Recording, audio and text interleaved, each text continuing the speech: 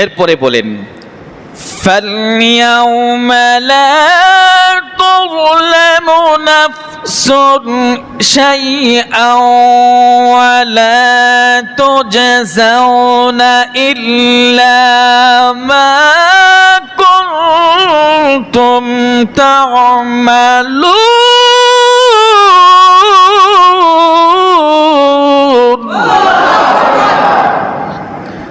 ফালইয়াউমা, সেই দিন, লা তুযলামু নাফসুন শাইআ, কারো সাথে জুলুম করা হবে না, কারোর প্রতি জুলুম করা হবে না। আল্লাহ জুলুম করবেন না। আল্লাহ বলতেছেন আমি কারোর সাথে জুলুম করব না, আমি ইনসাফ করব, প্রত্যেকের সাথে সুবিচার করব। ওয়ালা তুজজাউনা, তাদের প্রত্যেকের প্রতিদান আমি নিজে দিব।